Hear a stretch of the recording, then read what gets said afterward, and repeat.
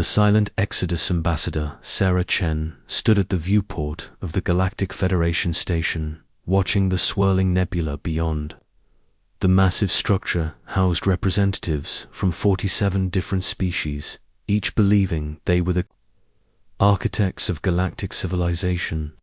Sarah had spent 3 years here, presenting humanity's case for full membership in the Federation. Today, she would receive their final answer. The council chamber buzzed with the sounds of dozens of alien languages being translated through universal communicators. High Chancellor Krigstan of the Zephyrian Empire dominated the central podium, his scaled hide gleaming under the artificial suns. The reptilian being had made his opinion of humanity clear from the beginning. Humans were too young, too unpredictable, too dangerous to be trusted with full membership. "The vote is concluded," Krigstan announced, his voice carrying the weight of centuries. Humanity's petition for full membership in the Galactic Federation is denied by a vote of 43 to 4. The species will remain under probationary status for an additional 50 standard years. Sarah felt the familiar weight of disappointment, but not surprise. She had expected this outcome. Behind her, the small human delegation remained silent.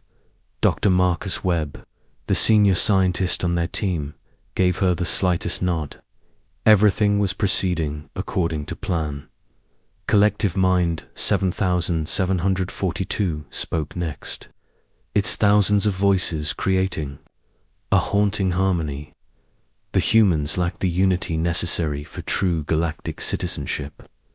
Their individualistic nature makes them unreliable partners in galactic governance. "We appreciate the Council's decision," Sarah replied, her voice steady and respectful. "Humanity will continue to serve the galaxy in whatever capacity we can." The session ended with polite formalities. Sarah and her team departed the station. On the next transport, their mission officially complete. What the aliens didn't know was that this had been the last formal diplomatic contact they would have with humanity for a very long time. 3 months later, Dr. Marcus Webb stood in the underground facility beneath Lunar Base, Earth's moon. The chamber was filled with holographic displays showing human colonies, research stations, and industrial facilities across the galaxy. Each display showed the same thing: systematic, quiet evacuation. "Status report," Marcus said to the assembled coordinators. Engineer Zara Okafor pulled up the first set of data. "Colony evacuation is proceeding on schedule. We've completed withdrawal from 17 outer rim settlements the aliens believe were simply consolidating for efficiency." "What about the research stations?" Marcus asked. "All critical data has been transferred," replied Dr. Yuki Tanaka, the head of the science division. "We're leaving behind basic equipment and research that's already been shared with the Federation.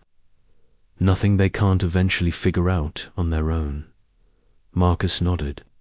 The plan had been in development for decades, ever since humanity first realized that full acceptance into the galactic community might never come. Rather than fight a battle they couldn't win, they had chosen a different path entirely. "Remember," Marcus addressed the room, "this isn't revenge. This is simply us choosing our own destiny. We leave quietly, politely, and without causing trouble. Let them think what they want to think." The evacuation continued for 2 more years. Human traders gradually reduced their routes, claiming market changes and economic pressures. Human scientists completed their research projects and quietly declined to start new ones. Human colonies began consolidating their populations, moving from smaller settlements to larger ones, then moving again. The aliens noticed, of course, but they interpreted it through their own assumptions. The Zephyrians believed humans were finally becoming more organized and centralized. The crystalline collective thought humanity was learning efficiency from their example. The ethereal sovereignty saw it as humans becoming more spiritual and less materialistic. On Kepler Station, the last major human research facility in Federation space, Dr. Sarah Kovac was packing the final containers of quantum resonance equipment. The technology had been humanity's greatest contribution to galactic science, enabling faster-than-light communication across vast distances. What the aliens didn't realize was that human technology was actually far more advanced than what they had shared. The Zephyrin inspection team is arriving tomorrow, her assistant informed her. Good, Sarah replied. Make sure they see the STANDARD equipment. The demonstration models should be more than sufficient. When the Zephyrians arrived, they found exactly what they expected: a human research facility winding down operations. Due to budget constraints, the equipment they saw was functional but unremarkable, the kind of technology that any species might develop given enough time. They left satisfied that humanity was simply scaling back their ambitions to match their capabilities. What they didn't see were the advanced quantum computers that had already been moved, the breakthrough research that had been classified, or the revolutionary propulsion systems that existed only in hidden facilities. Humanity had always been careful to share enough to be useful, but never enough to reveal their true capabilities. Admiral Chen Rodriguez commanded the last human military vessel in Federation space. The USS Endeavour was officially a research ship, but it carried some of humanity's most advanced defensive systems. As they prepared to depart the Federation's outer border, Rodriguez reflected on the years of preparation that had led to this moment. All human vessels have crossed the border, Admiral, reported Lieutenant Commander Jackson. We're the last ones. Any pursuit? Rodriguez asked. No, sir. The Federation patrols are maintaining standard positions. They seem to consider this a routine withdrawal. Rodriguez nodded. The aliens had become so accustomed to human cooperation that they never considered the possibility of human independence. Humanity had always been the junior partner, the helpful assistants, the species that provided useful services but never challenged the established order. Take us home, Commander, Rodriguez ordered. The Endeavour disappeared into hyperspace, leaving behind a galaxy that had no idea what it had just lost. On the Federation's core worlds, life continued as normal. The Zephyrian Empire expanded its influence. The crystalline collective pursued their mathematical perfection, and the ethereal sovereignty contemplated the mysteries of existence. Occasionally, someone would mention that humans seemed less active lately, but it was generally agreed that this was probably for the best. Humans had always been too eager, too chaotic, too unpredictable. High Chancellor Krikstan received a final message from the human ambassador 6 months after the last human vessel had crossed the border. The message was brief and formal. The human species wishes to thank the Galactic Federation for the opportunity to serve. We have completed our transition to a more sustainable operational model and will no longer be maintaining a presence in Federation space. We wish all member species continued prosperity and peace. Krikstan read the message with satisfaction. The humans had finally learned their place and retreated to their small corner of the galaxy where they belonged. The Federation would continue to function perfectly without their unnecessary complications. What he didn't know was that at that very moment, human ships were already 3,000 light-years away, establishing new colonies in unexplored regions of space. The seeds of a new civilization were being planted, one that would grow beyond anything the galaxy had ever seen. The Great Silence began then. though it would be years before anyone realized what it truly meant. Human communication networks went quiet. Human trade routes were abandoned. Human research facilities stood empty, their equipment left behind like discarded toys. The galaxy continued to turn, and the species of the Federation continued their ancient dance of politics and power. But something fundamental had changed. Something that would only become clear when the systems began to fail and the lights began to go out. Humanity had not left in anger or in protest.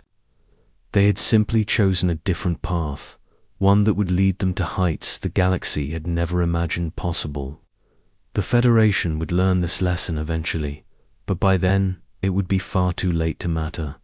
The exodus was complete, and the galaxy was about to discover what it had truly lost. Asterisk. The realization 10 years had passed since the last human vessel had crossed the Federation border.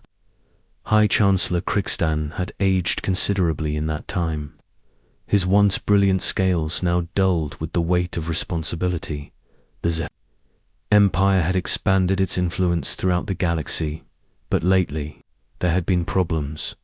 The first sign came from the Outer Rim territories.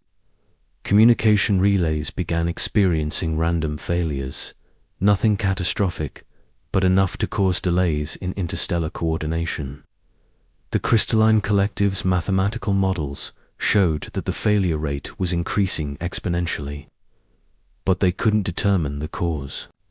The quantum resonance arrays are degrading faster than anticipated, reported Tech Priest Veltha of the Mechanical Synthesis. The artificial being's optical sensors flickered with concern. Our maintenance protocols are proving insufficient. Studied the data with growing unease.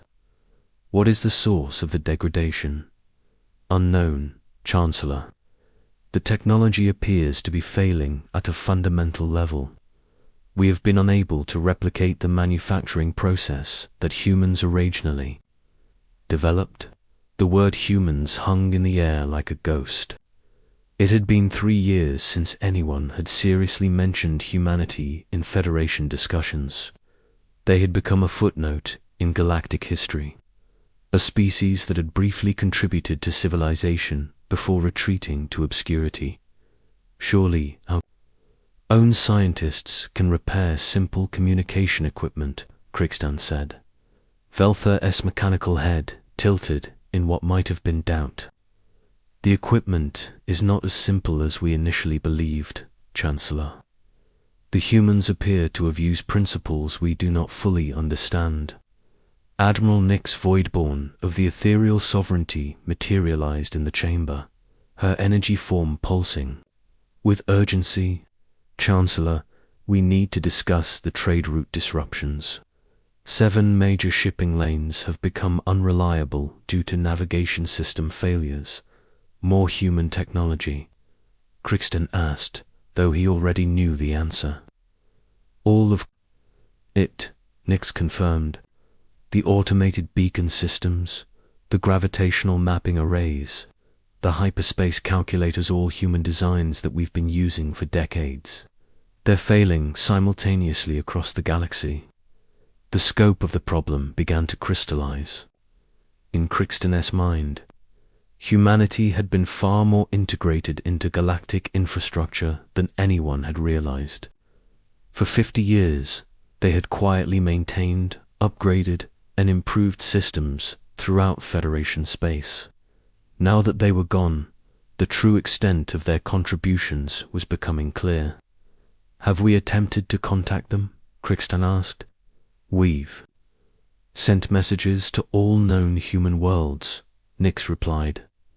They're gone, Chancellor, completely gone. The worlds they once inhabited are empty. Some have been strip-mined of all useful materials. Others appear to have been deliberately abandoned, with basic infrastructure intact. Collective Mind 7742 spoke from its position in the chamber's ceiling, its thousands of voices creating an ominous harmony. We have analyzed the pattern of departures. The humans planned this withdrawal for decades. They removed every trace of their advanced technology and left only basic equipment that they knew would eventually fail. The implications were staggering. Humanity hadn't simply left in disappointment. They had orchestrated a controlled withdrawal that would cripple galactic infrastructure just enough to prove their value without causing immediate catastrophe. It was a masterpiece of long-term planning that none of the Federation species had anticipated. What about their research data? Crixtan demanded. Surely they left behind scientific records. Only what they had already shared with us.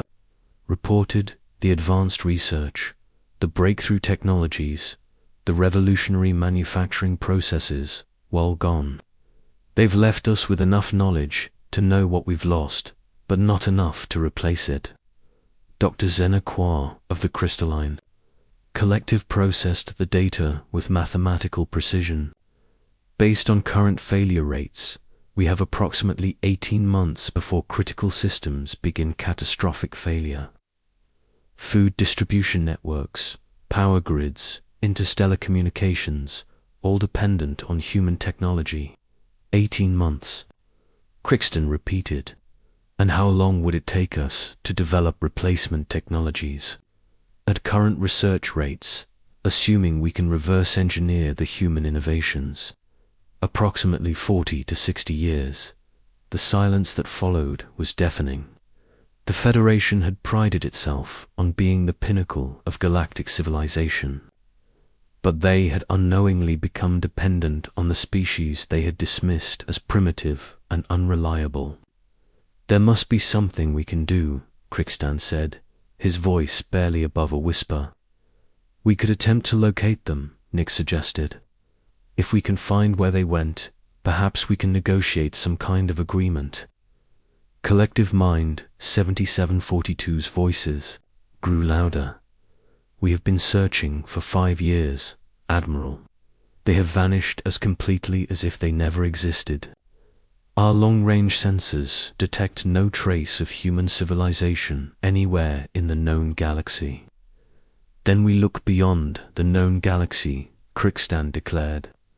We expand our search to every corner of the universe, if necessary. But even as he spoke, Crixtan knew it was futile. The humans had demonstrated a level of planning and foresight that surpassed anything the Federation had ever imagined. If they didn't want to be found, they wouldn't be. The months that followed were a nightmare of cascading failures. The first major catastrophe occurred on Rigel Prime, where the power distribution network collapsed, leaving 50 million beings without energy for 3 weeks. The second disaster struck the Centauri trade routes, where navigation failures caused a massive shipping container to collide with a passenger vessel, killing thousands. Each failure revealed another layer of humanity's hidden contributions. The subtle improvements to existing technology, the elegant solutions to engineering problems, the innovations that had become so fundamental to galactic civilization that no one had noticed their human origins. We should have paid more attention, Velthar admitted during an emergency council session. The humans were always there, in the background, making things work better. We assumed it was just their nature to be helpful. They were helpful, Crixton replied bitterly. Too helpful. They made themselves indispensable while pretending to be junior partners. The search for humanity intensified, but every lead ended in empty space. The worlds they had once inhabited were carefully cleaned of any advanced technology. The research stations they had operated were stripped of everything but basic equipment. It was as if they had never existed at all. Then, on a Tuesday, that would be remembered as one of the darkest days in galactic history, a single human ship appeared at the edge of Federation space. The vessel was unlike anything in the Federation's databases. It was elegant and powerful, incorporating technologies that seemed to bend the laws of physics. It appeared without warning, broadcast a single message, and vanished before any Federation vessels could respond. The message was simple and devastating. "This is Captain Alina Vasquez of the Terran Exploration Fleet. We are transmitting this message to inform the Galactic Federation that humanity has successfully established a new civilization beyond the reach of your influence. We have no desire for contact or conflict with the Federation. We simply wish to be left alone to pursue our own destiny among the stars." The message included coordinates a location so far beyond the galaxy's edge that it would take Federation ships centuries to reach it using their current technology. "We thank the Federation for the lessons you taught us," the message continued. "You showed us that we would never be accepted as equals, no matter how much we contributed. This taught us to rely on ourselves and to value our independence above all else. We wish you well in your future endeavors." The transmission ended with a simple postscript. "The equipment we left behind will continue to function for several more years if properly maintained. We have included basic maintenance protocols in this transmission. Use them wisely." Crixtan stared at the coordinates with a mixture of despair and admiration. The humans had traveled farther than any Federation species had ever dreamed possible. They had built a new civilization from nothing, using technology that made Federation science look primitive by comparison. "How long ago did they leave?" he asked quietly. "The message was transmitted from our galaxy's edge 15 years ago," Nix reported. "Given the distance to their destination, they would have begun their journey at least 25 years ago. They started planning this before they were even rejected from the Federation." The realization hit Crixtan like a physical blow. Humanity had never intended to remain in Federation space. They had always planned to leave, to build something better, to become something greater. The rejection had simply been the final confirmation of what they already knew. "They played us," he said, his voice filled with a mixture of anger and respect. "They made us believe we were rejecting them when they were actually rejecting us." The Federation's response was swift but futile. They launched the most ambitious exploration mission in galactic history, sending their fastest ships toward the coordinates humanity had provided. The journey would take 3 centuries, even with their most advanced propulsion systems, **. But as the years passed and the infrastructure continued to fail, it became clear that the Federation would not survive long enough to make contact.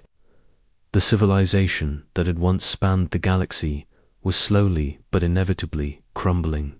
Humanity had left them with enough knowledge to understand what they had lost, but not enough to replace it. It was a lesson in humility that would be remembered for generations, if there were any generations left to remember it.